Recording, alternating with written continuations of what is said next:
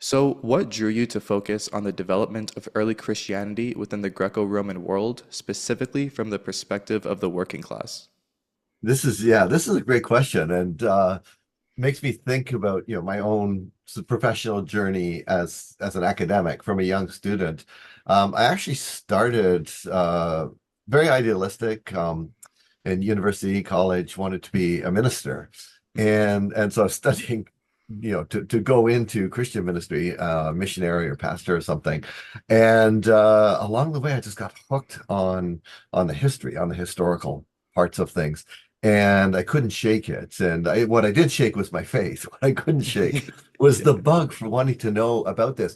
But along that journey, early on, I got this was in the mid to late 1980s, and liberation theology was still a very hot topic.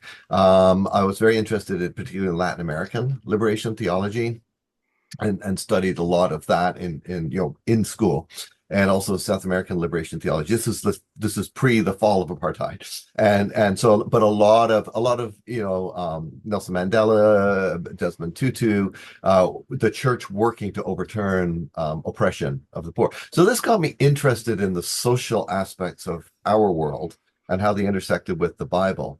And then courses, professors had me reading the Bible in certain ways that you notice there are other narratives buried in there that sometimes have not gone noticed in the dominant cultural narrative over, in the Western world over 2 millennia. So this hooked me into saying, well, where are the other voices, the voices of the marginalized, the voices of the poor, the voices of women, the voices of children? And it's there. I remember one course where they had us go through they read the entire Bible and underline all the references to social justice and Mhm. poverty and correction of that. And I was surprised just how much is there.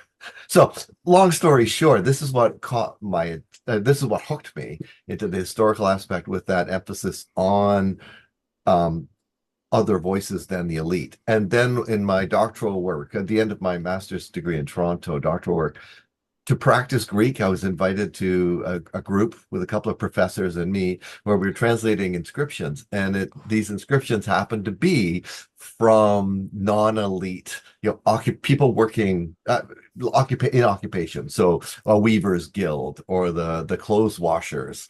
But they Mhm. formed these social groups and they recorded a little bit about themselves and their activities on these inscriptions. And so I just was able to pull these parts of my intellectual history together Oh, and that's say, the Bible talks about them, and here's the reality of them. oh, that's fascinating. That's fascinating. Just before we get to the next question, I do want to kind of create those building blocks for the audience. So when we say the Greco-Roman world, what world are we referring to? What is the Greco-Roman world? That's a good question, and even some of my colleagues would actually have asked me that question, but more derisively. So, like, oh, Mm, what okay. do you mean? Yeah, yeah. It's a scholarly shorthand for the Greek world, what two very separate but overlapping worlds, the Greek world and the Roman world. But when we use it for shorthand in my field, it really is kind of the time period from Alexander the Great, so 330s BCE up until Constantine would be probably pushing it at the latest, but probably earlier than that. So fourth century, early fourth century CE. And it's shorthand. I mean, I study the most of my inscriptions that I work on come from first and second century. So this is the Roman Empire. Christianity developed in the Roman Empire, but developed in the eastern part where they spoke Greek. And so culturally, they're a lot more. So Greco-Roman is the shorthand Sure. for the cultural milieu. And just to fill us even more in, the Roman Empire, not to be confused with the Roman Republic, which was before Augustus, right? Yeah, Yeah. so Julius Caesar really is that flip between the Roman Republican period.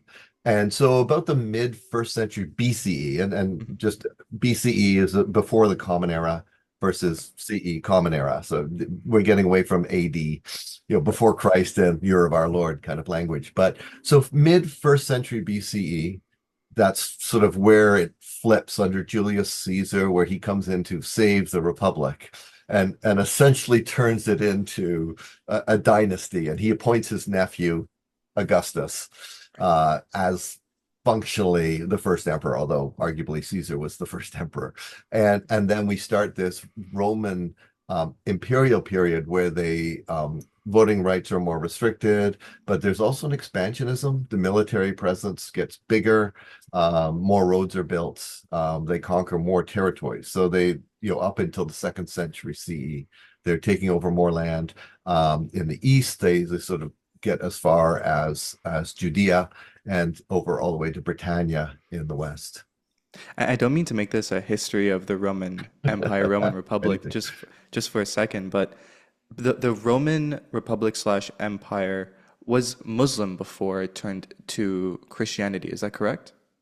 No, actually, that comes a little later. It Oh, I see. often is confused because they overlap. If you look at maps of the Roman Empire and the Ottoman Empire, for example, they look very similar in terms of the territory.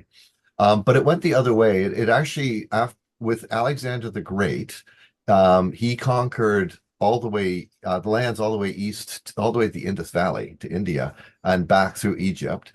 And so kind of eastern part of the Mediterranean and further. The Romans defeated the Greeks Right. and they brought it back a little bit to where we have today, Lebanon, Jordan, sort of that is the line. And sort of left Arabia, and this is important for that development. Left Arabia kind of, they didn't do a lot there, but they went westward. So conquering what the rest of Europe and North Africa.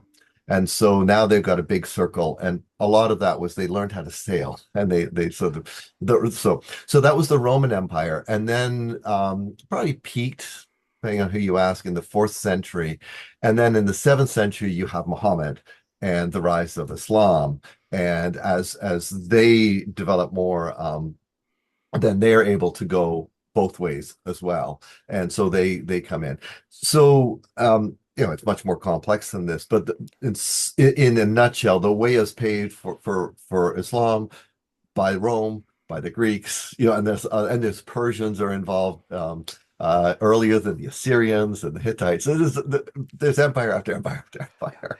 It's such an interesting history that feels almost lost. Like we need more people talking about, we always talk about the future, but we don't talk enough about the past type of thing. That's why it's very fun talking with folks like yourself. And just one more thing I wanted to kind of double click on, early Christianity. When we say early Christianity, what do we mean? Because that kind of assumes that Christianity is something that evolves. Right. So absolutely. So early, when people in my field talk about early Christianity, we really mean anything before Constantine, because Constantine he legalizes all kinds of religions, including Christianity, and then Constantine II, a little bit later, makes Christianity really the imperial religion. Constantine I does that as well, but not the way people often think. It's not, he doesn't eliminate all the other ones. It's not exclusive for a little bit longer. Um, but I think more important in your statement is the evolutionary part of it. In fact, when I say early Christianity, I kind of mean the big piece, first to fourth century. But if I'm talking about Christ groups in the first century, I won't use the word Christianity. It didn't exist as an entity. It started as a bunch of breakaway Judeans for the most part. So as Judaism was developing one way, some of them said this obscure guy from obscure place in Galilee um, did some stuff and we follow him. And other groups said, no, we follow this guy or this guy, this guy. And as they developed, some fell off the map and some developed more.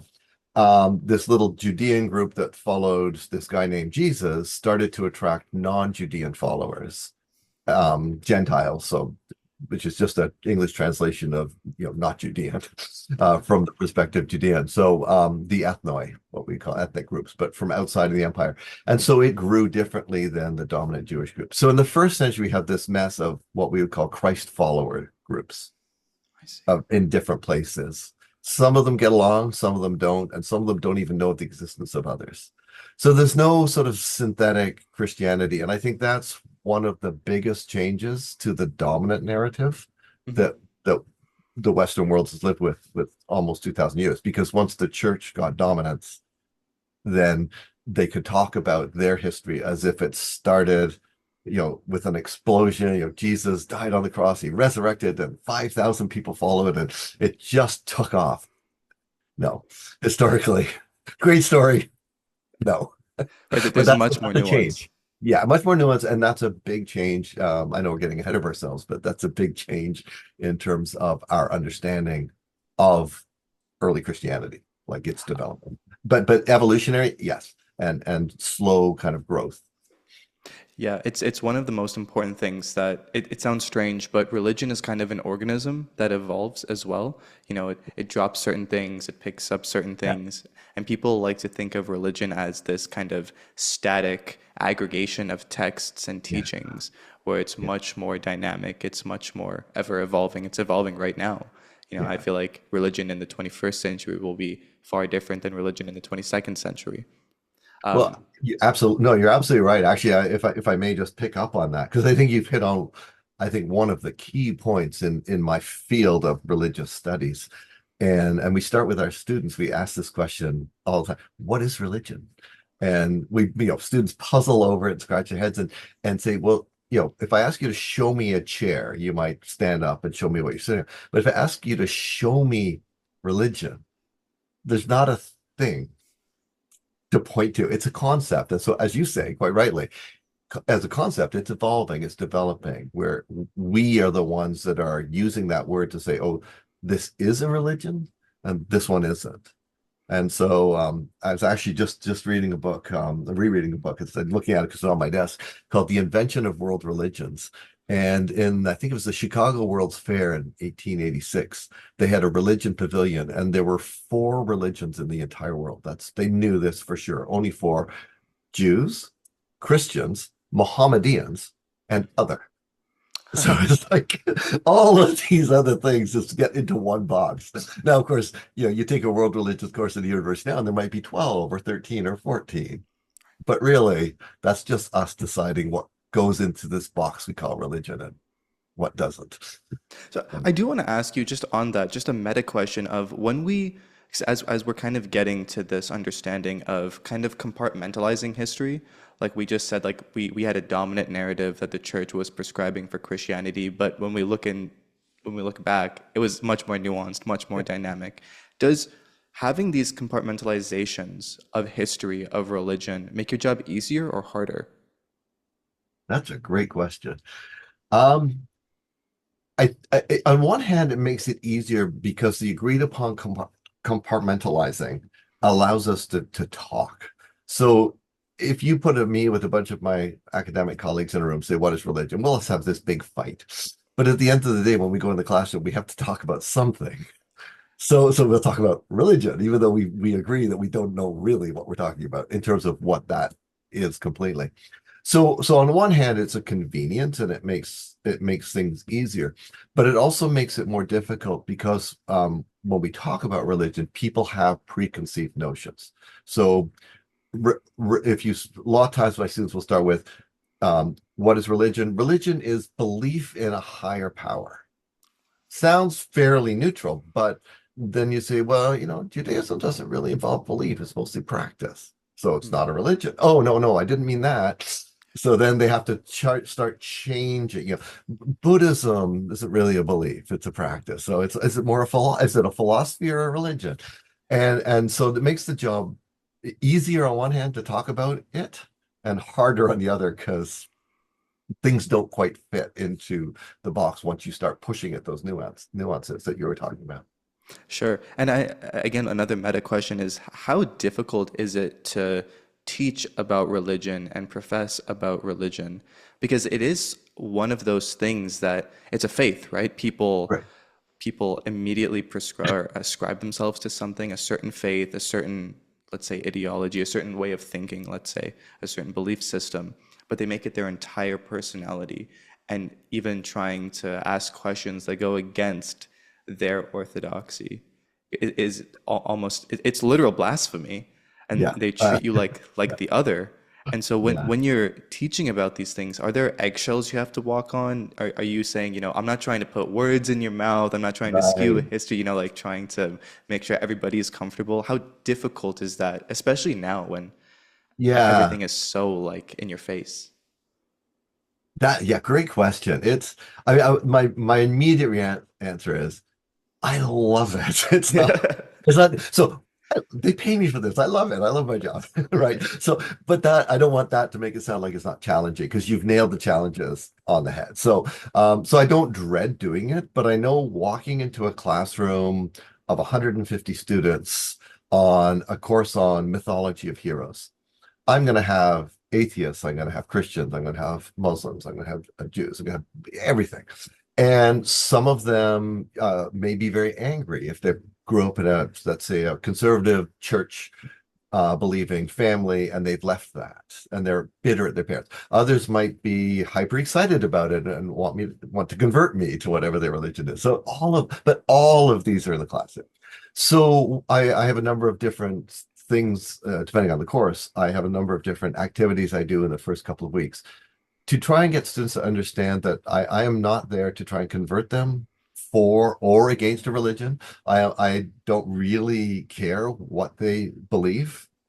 I want them to think for themselves and I want them to hold to defensible positions so that in a paper they can take a fundamentally different position for me as long as they can defend it using evidence, and by which I mean human evidence. So in my case, historical evidence. So if you write a paper saying, Moses did such and such, and I know it because the Bible says it, and the Bible was dictated by God. And that's a belief I can't, Yeah. that's your belief, that's great, but that's not historical evidence. So getting students to realize that, but in the same way saying, well, all religions cause all wars is, Mm. where's the evidence I'm not saying you're right, I'm not saying you're wrong, just argue it.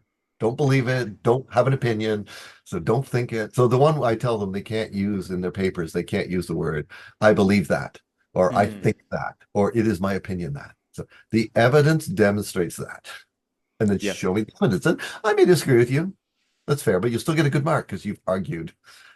But that said, I've had students, I do know in some of my courses, students struggle, and I always tell them, if you have a belief system and you find it being challenged, talk to someone, probably not me, but talk to, somebody, your mom, your pastor, your rabbi, whoever you think you might need to talk to, or, student counseling. That hasn't stopped some from standing up in my courses and calling me the Antichrist and things Oh, like that. really? Oh yeah, no, I had not often, but a couple of times I've been accused of things like that. I mean, I went home and told my family that, a student stood up and called me the Antichrist, and they just looked at me and said, "But yeah, we do that." Yeah, that must be so difficult because you're such a cheery and outgoing person, and I know that you have a very, not innocent is the wrong word, but a very kind of grounded way of looking at things. You just want to teach.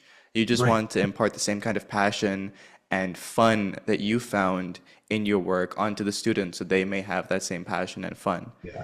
It's not trying to download or upload something into their brains. It's just, hey, this is what I learned. Maybe you Yeah. find it interesting.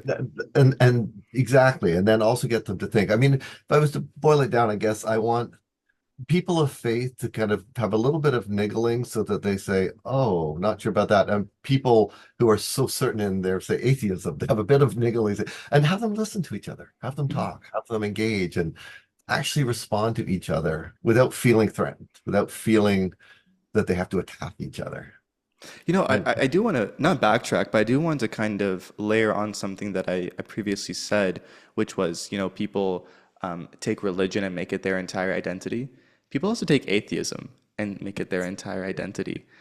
I've noticed this kind of like dichotomy between either you're religious or you're atheist, and the atheists are incredibly condescending to the religious folks of like, oh, there's no evidence for it. Your entire religion is a sham. You believe in, books made up by people, and they have like this holier than thou, this like sanctimonious, yeah, personality towards that. How not just how difficult is that, but atheism does feel like not a religion, but there are religious tenets in it that turn it into something strange.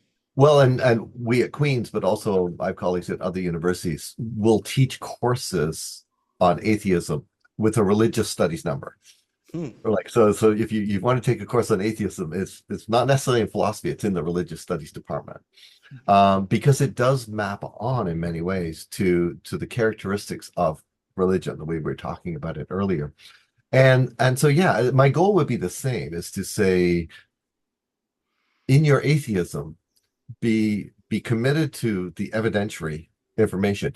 But I think you're right. There is at times there can be that kind of condescending nature. Now I'm all for satire and things like that, so don't get me wrong. Let's have some fun with this. Religion is too weird to be taken seriously in that sense. But that doesn't mean we pick on individuals or mock them. I think it's more of an invitation. It's like I don't think your book was written by God. You think it was. So let's have that conversation. Try and, show me your evidence. And rather than just say, oh, that's stupid, Mhm.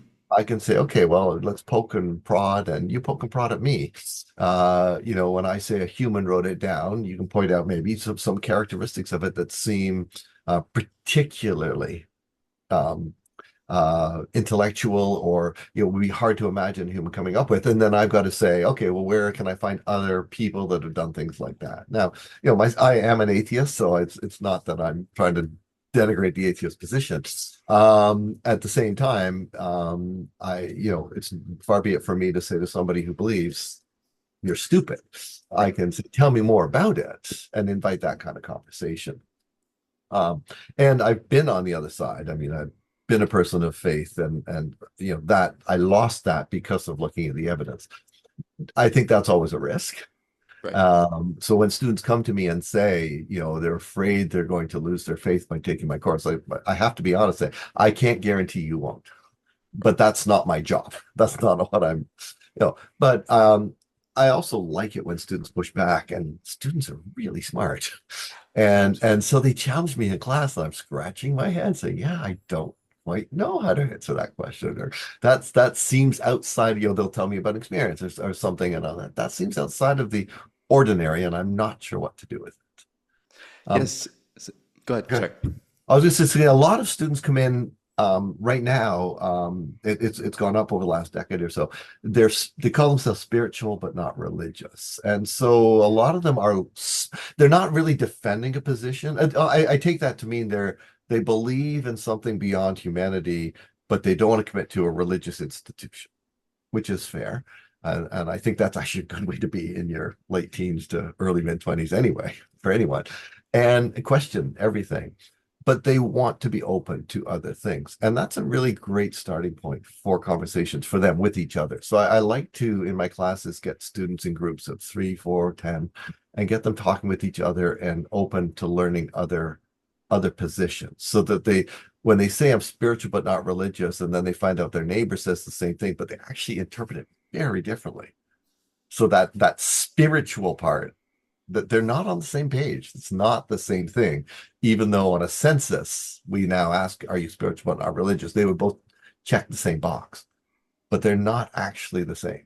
They're very This different people with different ideas. the spiritualism thing is so interesting and so confusing to me as well Mm. because they believe in God sometimes, or if they don't believe in God, they do believe in a higher power, whether they call it the universe or the cosmos or, psychedelic realms, whatever it is. Yeah. They believe in certain tenets of religion, like, not treat thy neighbor like thyself type of thing, but along those lines, Yeah. but they just don't want to conform to a book or Right. to a set of books. And go ahead. Yeah, it's a distrust of authority. So I think you're right. Like whether Yeah. it's a book or a person, and it's not that they want to do it all alone. Some obviously would maybe take up meditation or something, but they don't want to conform. And it's sort of very bastardized. Right? That's maybe the wrong word, but in one form, it's like a smorgasbord. I'll take a little piece of Hinduism, a bit of Buddhism, and throw in a sprinkle of Islam, and you kind of form my own religion, kind of thing. That I think those are helpful conversation partners, but to then take the end thing and say, oh, now I've got a religion, I think it stops too early. It's like, just keep reading, keep exploring.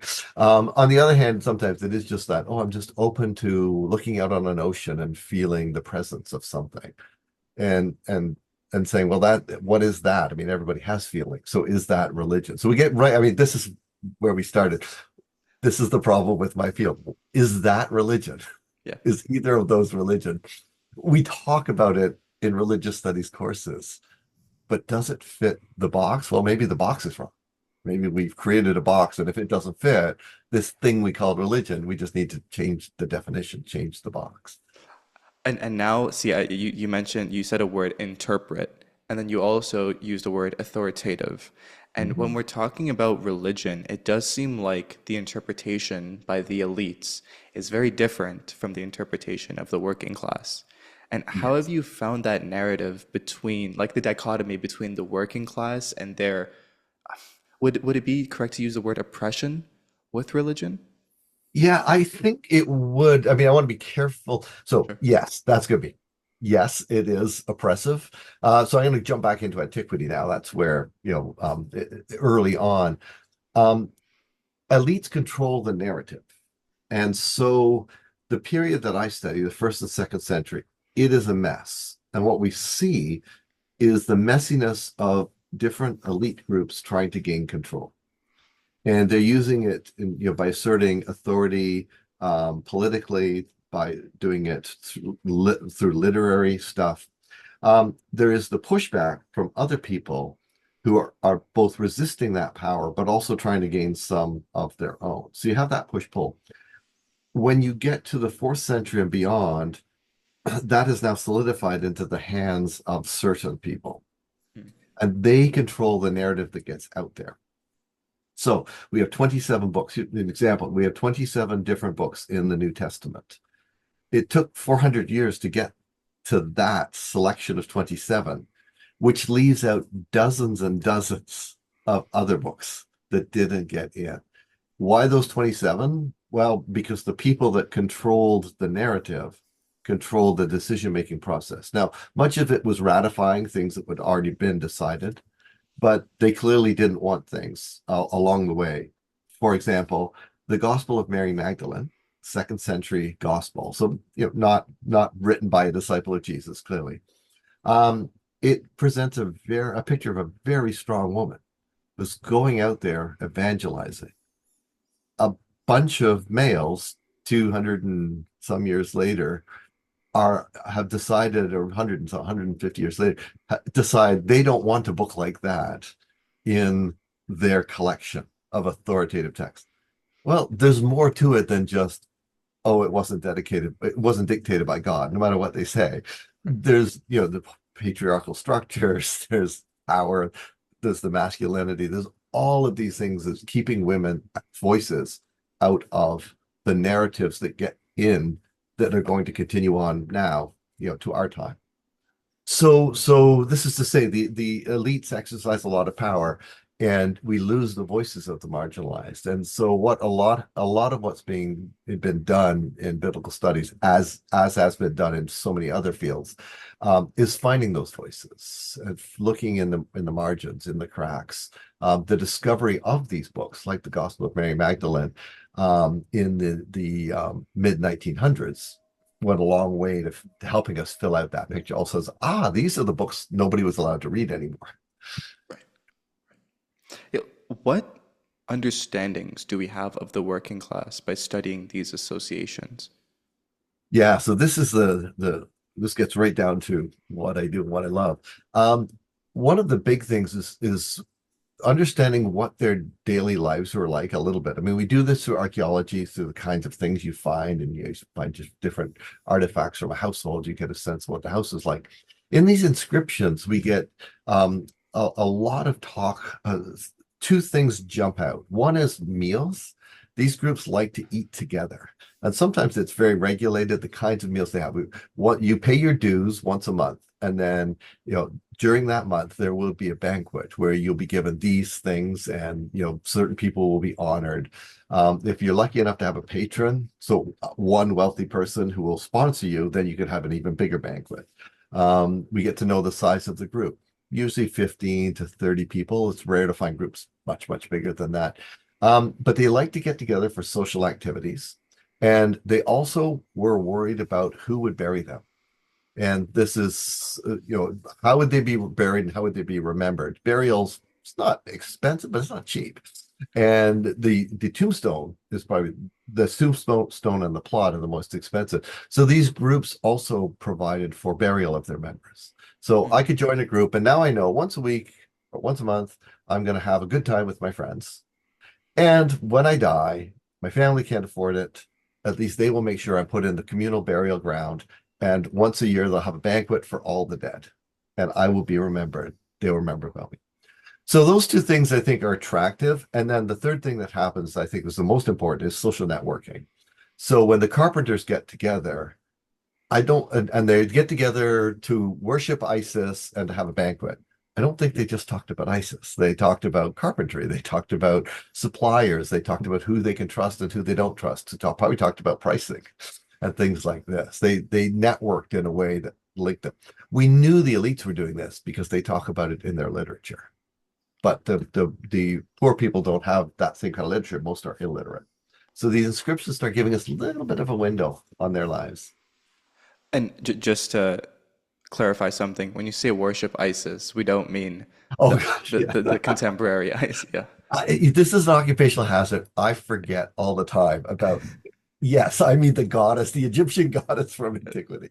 yeah. Um, who Isis and Serapis. I in class I have a course on Greek and Roman religions, and one of the activities is I pit two goddesses against each other, and without thinking, I said Kybele, the great mother god, versus Isis, who wins in a war. I'm like, oh no, this is the wrong way to frame this. So yes, thank you for the correction. Absolutely. Just so nobody clips it out and says, "Oh, Say, Professor, says to worship yeah, ISIS or something like that." Well, you yeah, are no, saying, we are talking positively about ISIS, but there's a very different kind of ISIS. yeah. Uh, There is different ways, and this actually this is a great way of like segueing back to something you said about interpretation and what we mean by words and how two people using the word spirituality can mean different things. These words morph. That's the ISIS example is a more extreme case. yeah, absolutely. And the interpretation, going back to the dominant narrative kind of prescribed by the church, that's a very interesting one because we're kind of compiling, let's say, all the best hits and then Yeah, saying, this is what Christianity is. There's no coarse-grained understanding. There's no nuance. There's no thinking outside the box. There's no box to begin with. It's just this is all it is. yeah. And so when we talk about the history of religion, there's also a religion of history. And what I mean by that is you can see kind of the way that history changed as these interpretations were prescribed on folks and then how those interpretations evolved. It's a strange game of broken telephone. Yeah, I might steal your metaphor of the greatest hits for the Bible. I was just thinking it's like I love classic rock. I'm of that age. And so when I was growing up, the Beatles, my parents were very much into the Beatles. So it kind of came down to me. And it's like saying, I guess we're not even far enough away, but let's say even now, somebody comes along and says, okay, the only music you can listen to is that of the Beatles. Mhm. Rolling Stones, The Who, anything Led Zeppelin, anything like that, you can't listen to anymore. And then jump ahead 500 years, the history of music would be the history of listening to the Beatles, Exactly. right? All of those other things. Oh, Taylor Swift, none of this would be there. You can't listen to that. So I can't listen. That's heretical. Yeah. That's a fun metaphor to play with, I think. I think my students might like that. But kill me for saying can't listen to Taylor Swift. Oh yeah, I'm not even going to go on that one. All the Swifties will, you They'll be all know. over it. Oh, Yeah. absolutely. But for the record, I own Swifty albums, so as well as the Beatles. We'll But play that Wildest that Dreams after. idea, but then what if let's play with that a little bit. What if that's been the dominant narrative for a while, and then somebody comes along and says, no, no, no, don't listen to the Beatles anymore. Now listen to Taylor Swift. Now you've got a split between those who are going to say, no, no, no, I'm going to continue to listen to the Beatles, and those are like, no, no, I'm a Swiftie. When you see this in church history, and in small ways, but also, in the 11th century, split between the East and the West. In the 16th century, Protestant versus what becomes Roman Catholic. Like these things have split even over what books to have. The Catholic Bible has seven more books than the Protestant Bible in the Hebrew Bible, the Old Testament part of it. These are significant shifts that have happened, even though it's Christianity. I do want to kind of talk about, if we're extending the metaphor, the Beatles, Taylor Swift, and then we bring in, I don't know, whatever, like Drake or Kendrick Yeah, Lamar yeah, or something like that, like the yeah, Heretics, let's yeah, say. yeah. Were mystery cults or any of these like pagan religions, did they have any influence? Did they kind of strengthen people's resolution towards religion of like, oh, they believe in freedom of the individual rather than us who believe in the community type of thing, like that instant dichotomy, and how did that impact people? They, I'll start. So yes and no. Early on, they didn't, and they were actually a bit of a leveler. So you have what you have in the Greek cities, and then also in the Roman cities. This is where some of that overlap happens. Is um, the public cult.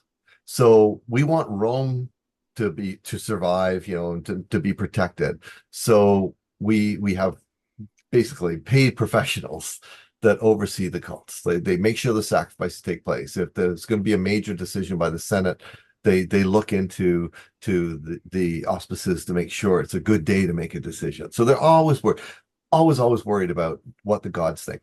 But the gods are flaky. All the stories tell them that the gods are capricious.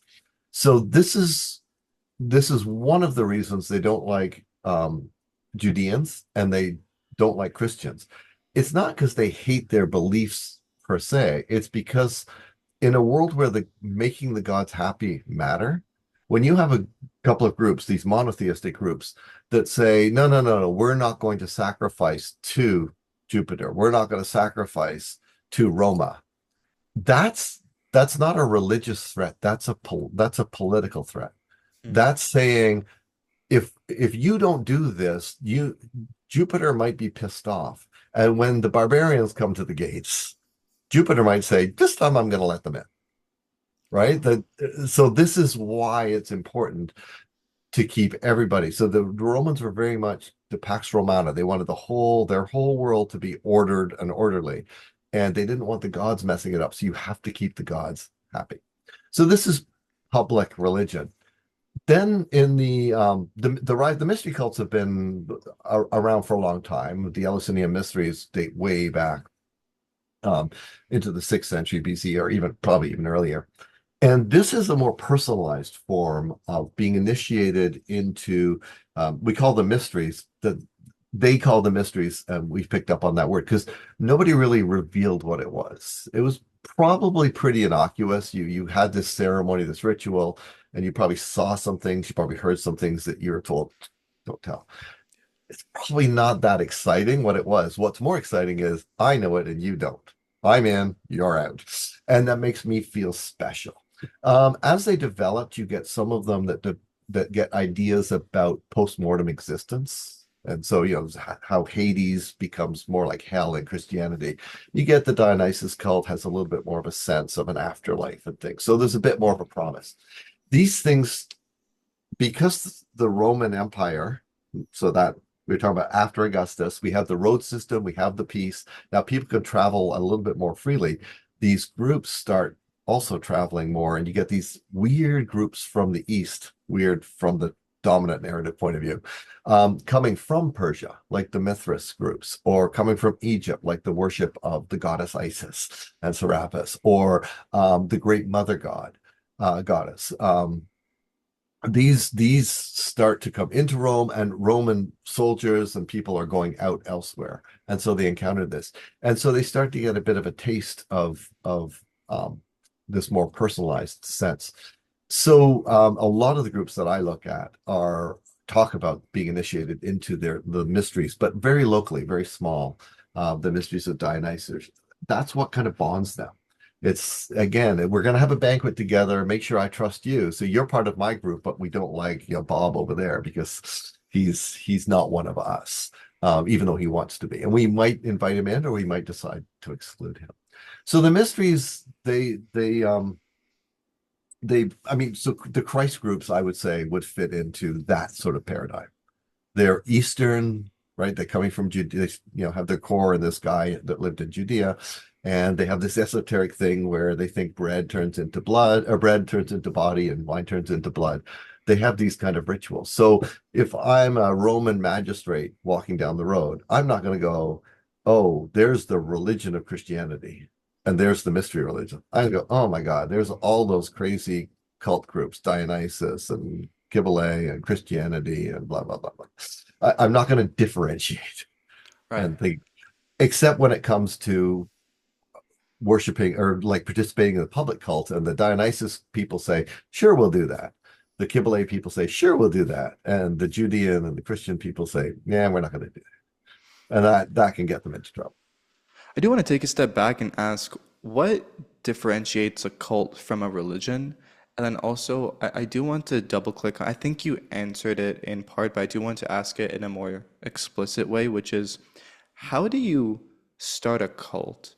Which is a strange thing, but like from a Yeah. religion, what forces people to say, I actually don't like XYZ and I'm going to do something else? I'm still going to follow the same algorithms, but in a different Right. way. Yeah. Um, well, first on the definitions, the base definition of cult is just practice, ritual practice. So when we talk about mystery cults, and this is our fault as scholars, when we talk about mystery cults, we don't mean cult in the sort of way it's often used today. Oh, somebody joined a cult and got brainwashed.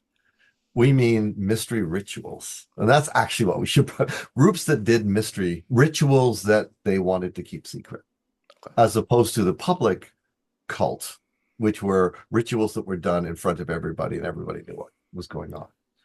So cult in that technical sense doesn't mean anything. But what it's come to mean is a differentiation from religion, where religion is something that's organized, institutionalized, and accepted, and cult is falls off the grid of that.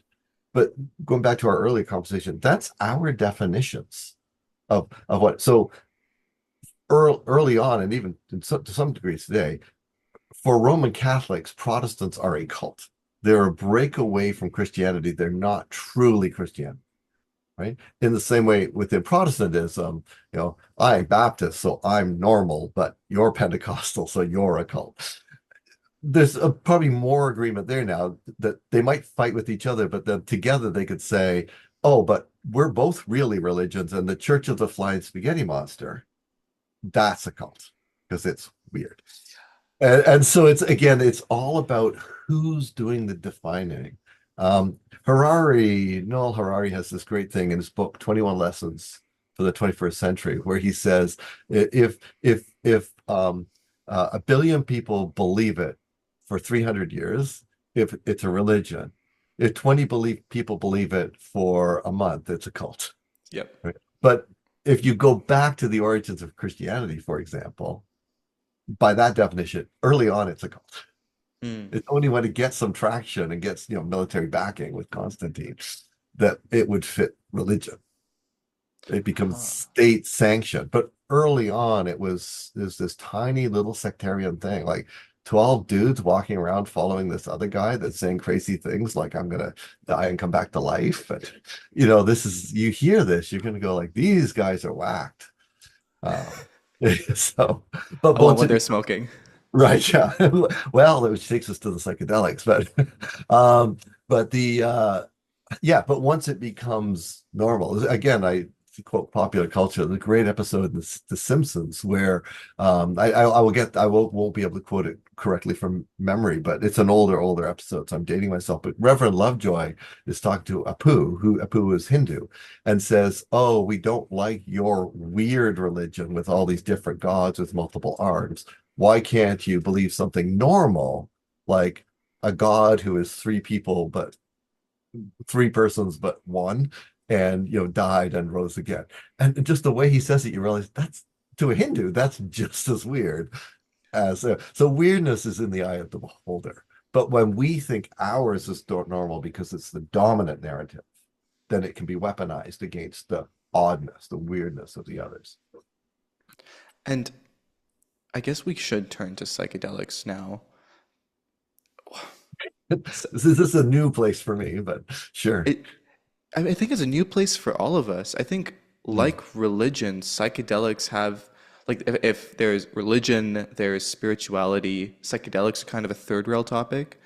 There's an incorporation of all of these tenets, but it's also, I guess, more science backed because there's neuroscience research, psychology research, all of this. Is there a history of religion and psychedelics that we should talk about? Certainly, I'm happy to, and it's new to me because it's my colleague that's pushed me. So I'll give a shout out to Shardy Mazarjan, who's teaches religion and contemporary culture here. And it's a colleague, but also a friend. And she was starting to investigate religion and psychedelics, and she'd be at conferences, and she would, we've worked on papers, published papers, a couple of different papers together. And so she texted me and she said, Richard, you knew I was working on psychedelics. Why didn't you tell me that the root of the Eleusinian mystery religions, one of the oldest ones, their very core, they were doing psychedelics? And I would text her back, because they weren't. Mm. And she'd say, well, no, no, no, I'm at this conference and I've just heard all these papers on it. I'm like, yeah, nobody in the religious studies field thinks that. But in the study of psychedelics, they have this narrative that the ancient mystery religions were all about psychedelics. And part of their narrative is it's so controversial that people working on ancient history can't face it. They're afraid of it, so they buried it. And that's a very different argument. Rhetorically, it's very clever, but it's different than, no, it's just wrong because there's no evidence for it. So she and I have spent the last couple of years back and forth and writing a paper now on psychedelics and the ancient mysteries and where the evidence isn't there. Neither of us would say they didn't. It didn't involve psychedelics, but both of us agree that there's very, very little evidence for it. And what evidence is there it has to be nuanced and played out carefully. And there's two books, one from the 70s, The Road to Eleusis, and one more recently, The Immortality Key by Brian Morescu. So both of those purport to present a lot of historical evidence and a lot of scientific evidence. When you dig past the rhetoric, there's not much substance to it. There's a lot. It plays well, to be honest.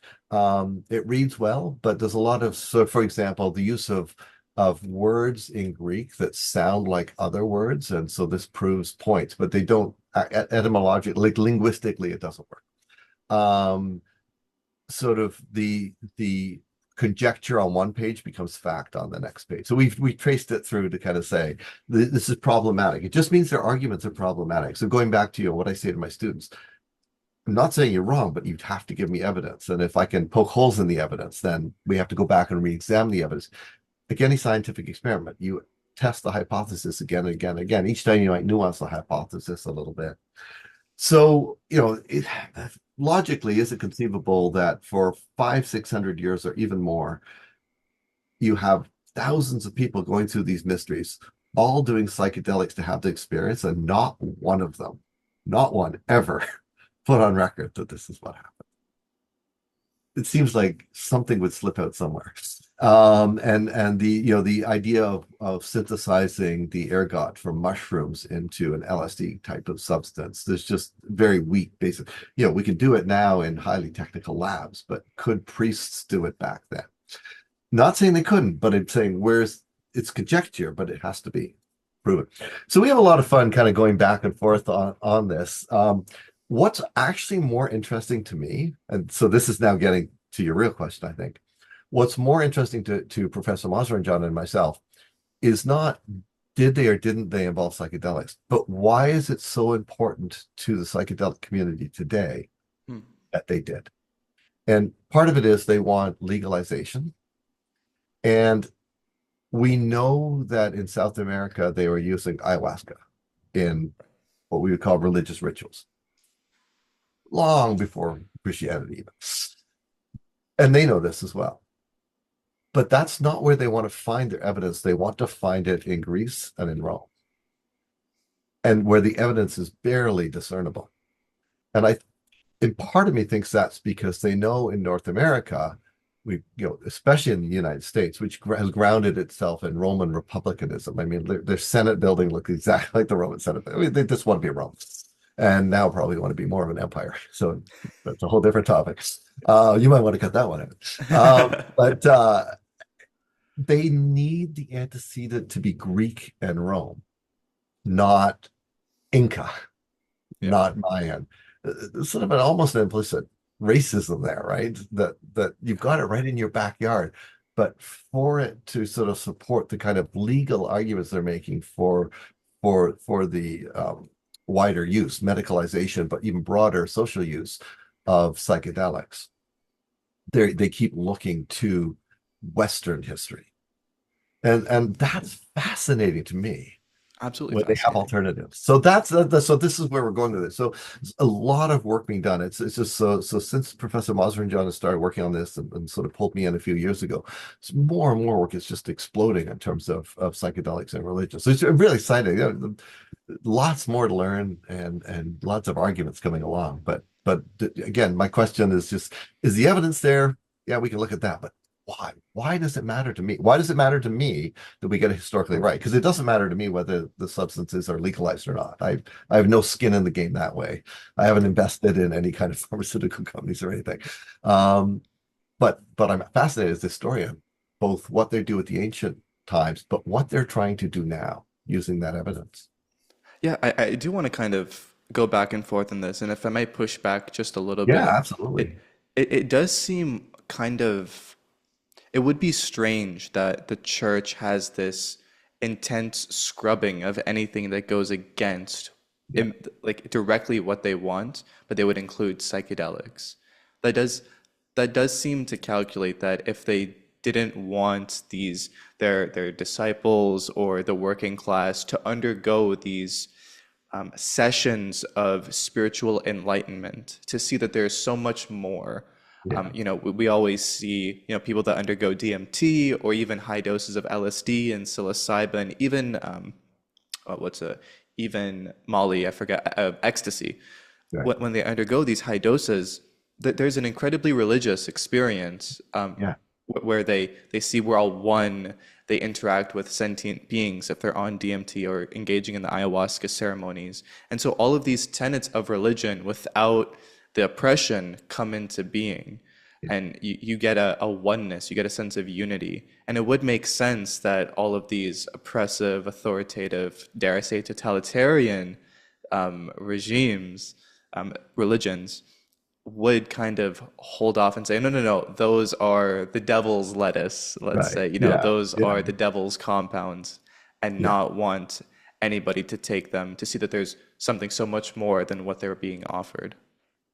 Well, so to start with then that's exactly what they've done as they've become aware of these kinds of hallucinogenics, right?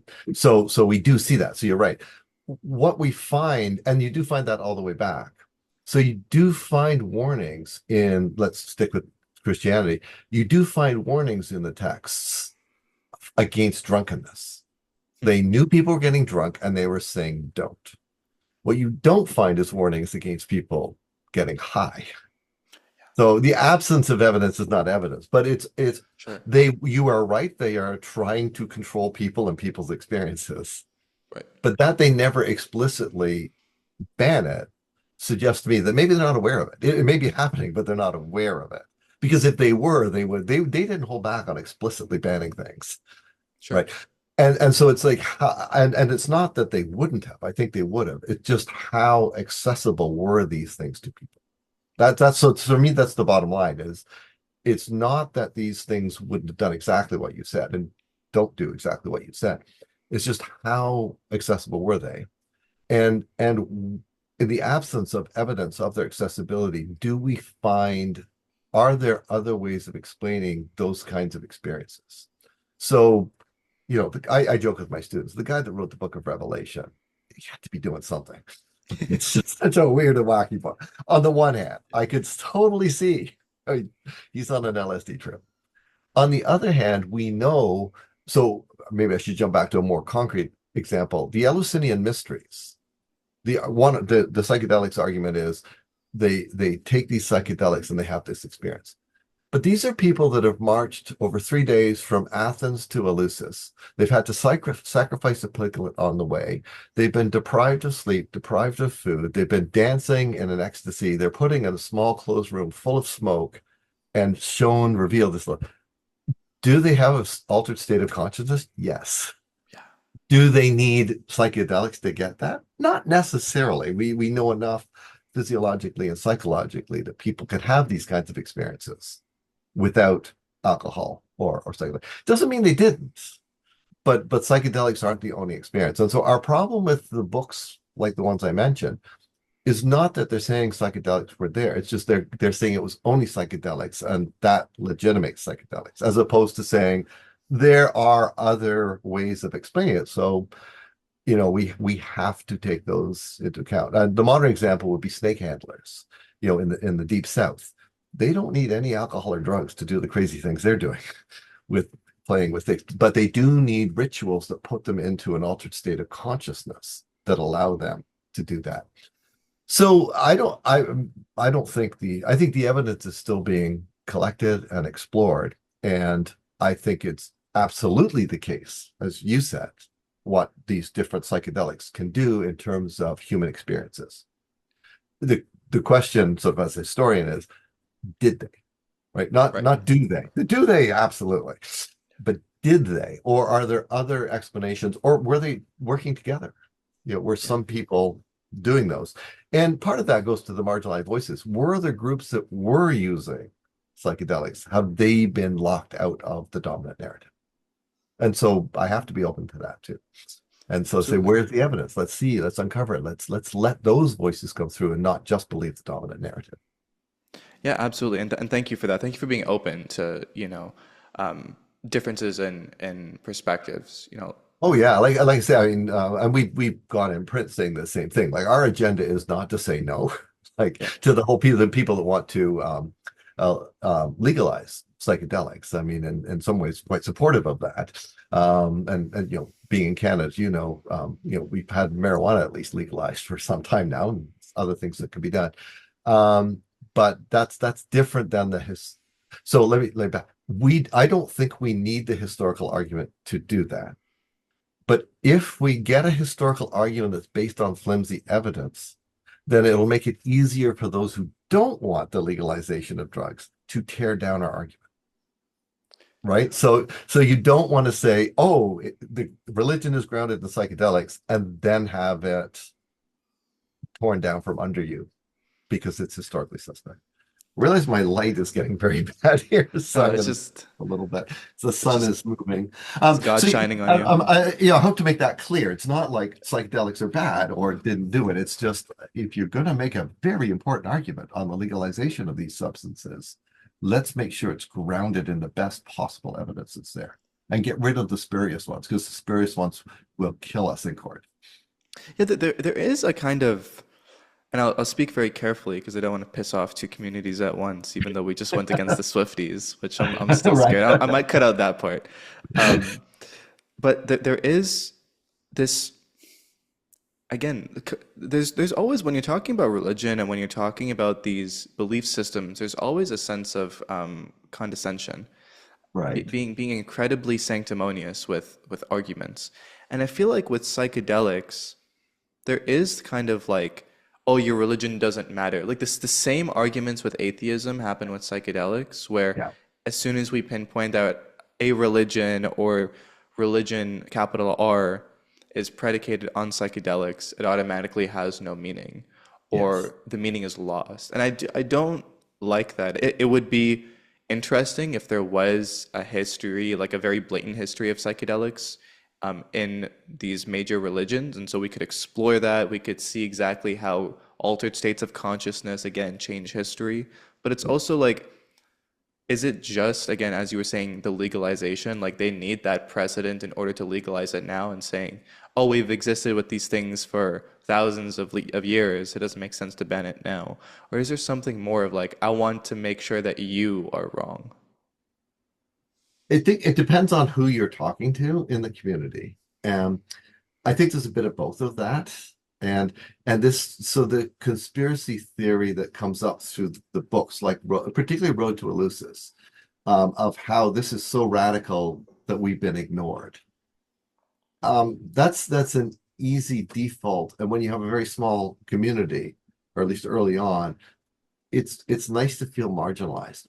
What we noticed in the literature is they have a bit of a bind because on the one hand, there is this rhetoric of classicists, so people that study the classical world or ancient history like me, don't take us seriously because they're so afraid of these arguments. And so we're a persecuted minority. But then just up until it didn't go through, but they looked like they were going to get FDA approval for stage 4 testing on LSD with PST veterans. Then all of a sudden it was becoming mainstream. And it's hard to say nobody takes us seriously. Oh, but the FDA is giving us approval. Right? You're in a bit of a bind, and you can't have it both ways. And there was a tension in the rhetoric of, again, these are two different groups, but of saying, scientists and religion people and ancient historians don't take us seriously when they wanted to. But then when they were taken seriously, it then all of a sudden there was a whole other level of evidentiary basis that they needed. And I think that it's come far enough now that they can and probably should drop that conspiracy theory kind of rhetoric and go back and re-examine the evidence and say, what can we hang on to and what can we get rid of? The Road to Eleusis, the part of our concern is it's coming up on its 50th anniversary. It will be every 10 years, it's re-released with a new introduction. And inevitably the introduction says, oh, everybody hates us because they don't understand us and they're wrong. And just drop that and go through the evidence again and say, what can we keep and what can we get rid of based on new science, new history, new ways of thinking, and build on those more solid foundations into something, right? So it's like not throw the whole thing out, but say what are the possibilities? Just before, as we end off, if I can put you on the spot, when we talk so much about evidence, what kinds of evidence would you be looking for when it comes to psychedelics and religion? Like, what would be the smoking gun? Oh, that's interesting. I don't think, I mean, I guess if we had a text that we uncovered that said explicitly, we use these plants to create this kind of experience. I mean, that's the direct line kind of stuff. We don't have anything quite like that. We do have medical texts, a whole book of them that do mention pharmaceuticals, the pharmacoi, the pharmakos, which gets translated often as sorcerer into English, but the Greek word pharmakos is somebody that deals with herbal medications. That we know they knew about opium, that we know they had the effects, but some of the medical texts that get cited in psychedelic literature, if you read them, they say use a little bit. If you use too much, they die. But nowhere do they say in there if you use like the right amount, they'll have a great experience. It's like a little bit healthy, a lot. And so that would be one, something that sort of makes that direct line. Another would be, yeah, more clearly secrets leak. So something out of Eleusis being found that does actually, we have some leaked texts, some of them from Christians who are very derogatory. You don't trust them at all. But something again that says very explicitly that it involved substances as well as these other experiences.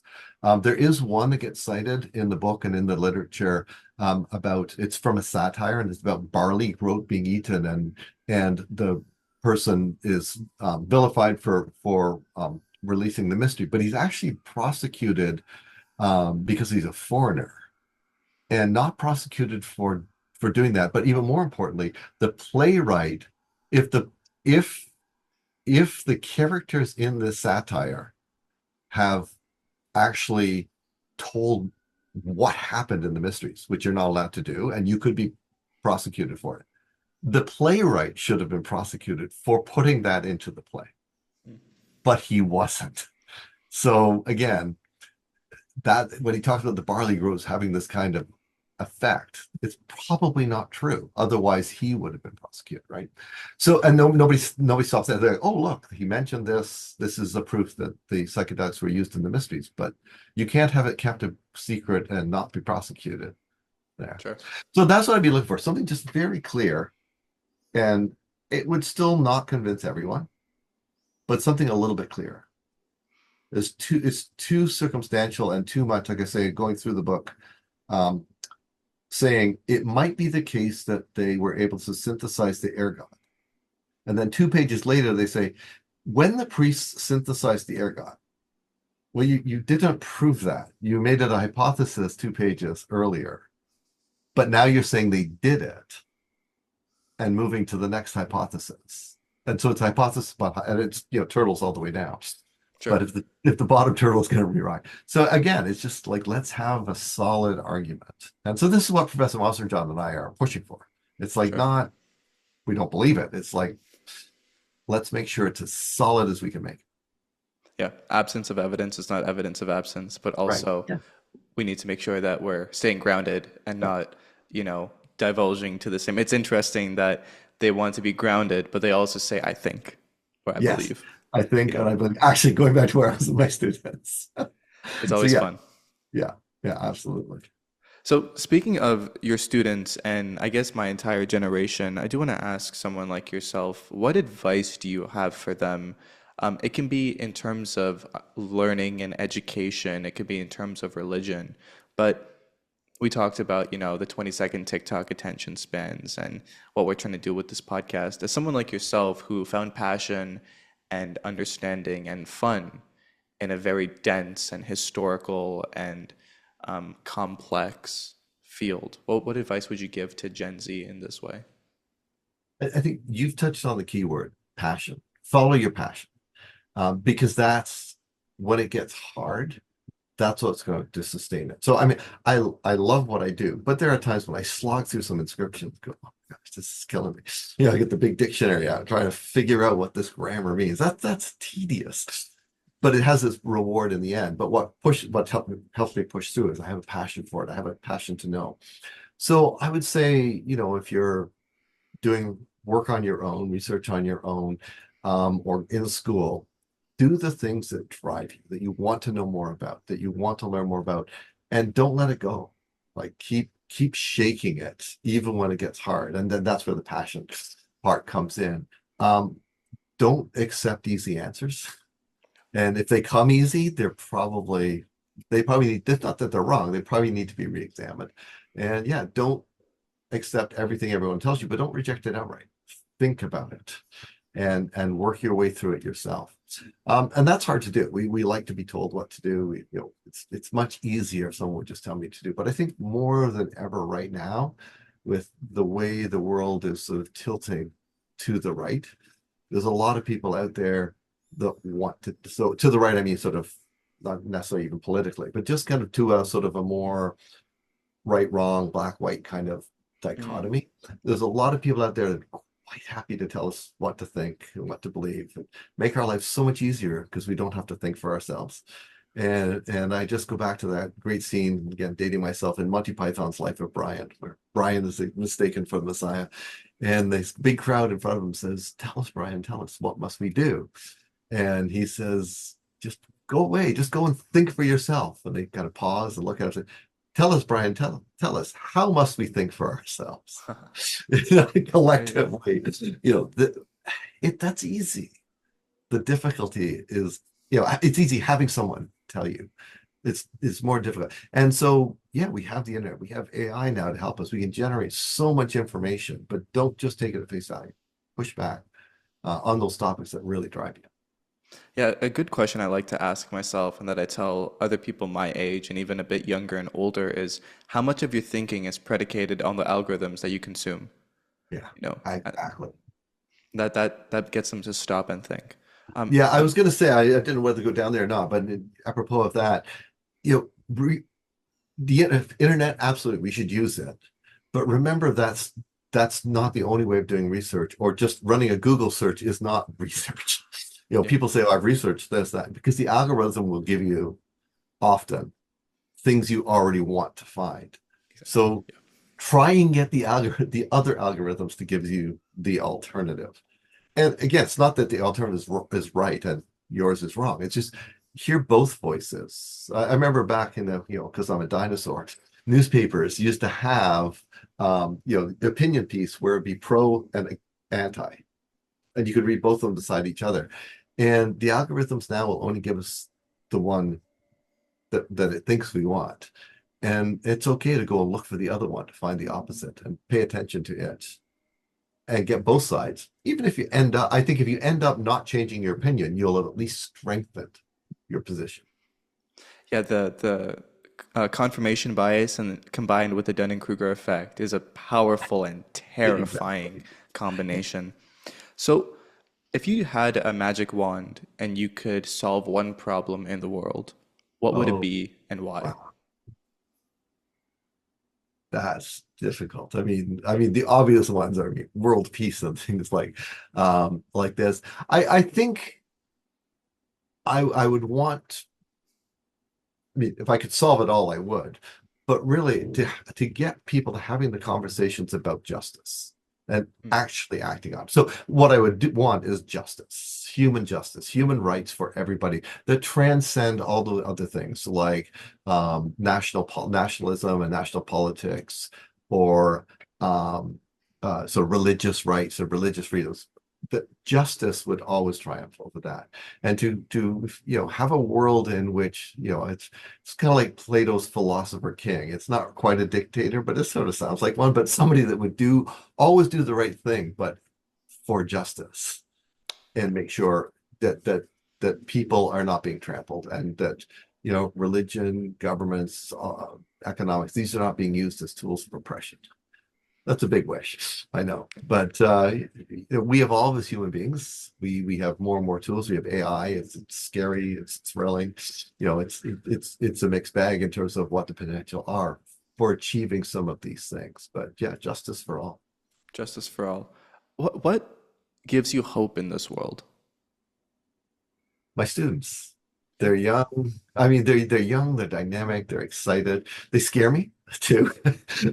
Sometimes they're very needy, but yeah, the youth, the vibrant, they want to know more. So that gives me hope. The way they can use tools, the way they think through things in ways that I can't. I love giving assignments, using the electronics, using stuff that I didn't grow up with, cell phones and that, and seeing the creativity of what people can do with these things. That gives me hope.